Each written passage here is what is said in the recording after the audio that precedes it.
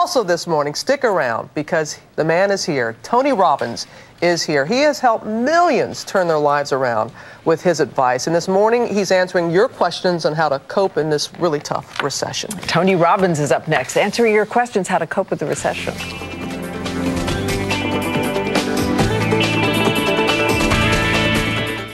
All right, we're going to take a different kind of stress test right now because 6 in 10 Americans report feeling stressed out by the economy. Folks have questions about how to cope, and you have been sending us via website and Twitter. Now let's get some answers from peak performance strategist and good friend Tony Robbins. Thank you very much, Tony. Thanks, Rob. Great to see you. For being here. We saw it with Diane earlier. She was up and she showed the postcard of America, the 10 cities, people that had good jobs, and now they find themselves living in tents. They are just so much anxiety out there, and a lot of people are asking, why is this happening to me? Why? I think it's happening to all of us, in varying degrees, obviously. I mean, this is a season, and if you study history, you look at every 80-year cycle, we go through economic cycles, business cycles, and we're in it. So to be surprised that it's winter, unfortunately, we all got surprised, but we shouldn't be. Now, today we're seeing, new information coming out. We're looking at the stock market that seems to, back up for the year, and people are saying, well, gosh, construction's up.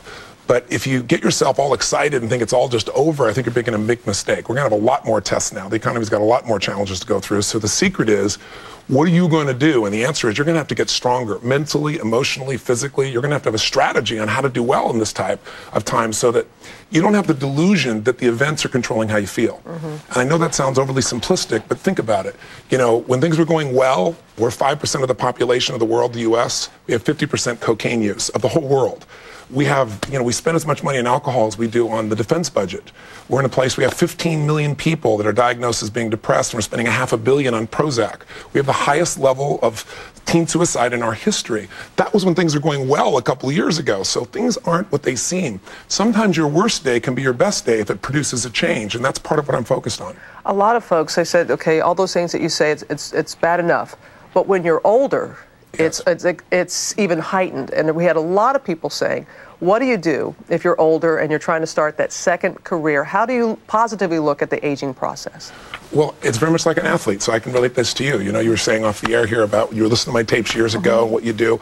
It's really about 5 things. First thing you've got to do is you've got to condition your mind. You've got to feed and condition it all over again because it gets set in its ways. When I was sleeping in my car, when I was kind of starting my career, trying to figure out what to do, there was no internet. I'm ancient enough to remember those days. So I was going to the library and I was reading biographies and I was reading people that were, in concentration camps and how did they get it through. So you got to feed your mind because if you don't, it's going to be fed by everything around you. Secondly, you've got to take control of your body. The body and the mind are combined. If people don't face their fear at any age, it's over.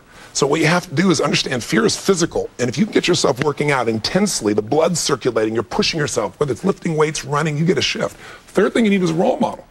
And sometimes that role model is other people that have succeeded in an environment like this. And sometimes it's you, because we've all faced crisis before. I know a couple of years ago, you faced a crisis with cancer. I faced it when somebody said I had a tumor in my brain. How you dealt with that and how you turn it around, following that plan, and then finding a way to help other people, no matter how tough it is for you. If you can get out of yourself and find other people and what they need and help them, the whole game changes for you. Yeah, when you find service to others and you find that you're the ones that you're helping. It'll shift your psychology. You said this is a great time to start a business, even in this economy. And we had somebody who, through Twitter, who said, any advice on how to stay focused and see your dream through and how to help when you are juggling 6 kids as well. So she started a business with her husband and she has 6 children as well. I would say look for a great role model. And there's one, Miss Justin, who's on Desperate Housewives. Started at 42 years old. You said older, right? That's not that old, but older. 2 children, right? 3 jobs. Her husband leaves her. She's got to figure out what to do to survive. She decides, I'm going to become an actress. Here's my first key. Don't do anything you don't love. Today, if we're all having to work harder than ever, maybe this is the time to say, a crisis should be used. Maybe this is a time for me to say, what matters most to me? She works for almost 10 years before she got her first job, speaking even a line. And then all of a sudden, 15 years later, she gets a few jobs.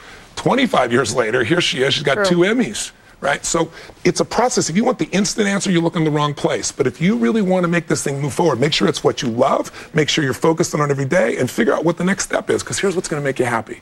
It's not the events becoming perfect, because they're going to vary. We're in winter. There are some sunny days in winter and there's some cold days in winter. What you really need is to make progress. Progress equals happiness. If you can make a little progress physically or in your relationship or in your career or in your ability or in your skill, you're going to feel much more fulfilled. And when the storms come, you'll handle them. You'll be stronger. We're stronger than we think we are. A little bit stronger than we think we are. Repetition is a mother's skill. I know everyone's looking for something new, but Yes. sometimes you just have to keep repeating that and hearing that. It's like working out. Everybody wants muscle, but nobody wants to work out. You've got to work out your mind and your body. Tony, thank you very much. I hope you help some folks. I know getting up sometimes in the morning, people are like, what now? Can I just plant one of the seed? If you're thinking that the event's controlling you, ask yourself this question. If I told you, decide in 10 seconds, what's the best thing that ever happened to you? It would change your life in seconds, and what's the worst? The best most people would say is, I won the lottery, won $200 million. The worst they'd say is, I became paralyzed from the neck down. That's what studies show. A year later, which one of those two people you think is happier? The latter. No, neither. They're at the same happiness they were a year before. But 3 years later, the person who's paralyzed, the person who went through severe challenges feels stronger.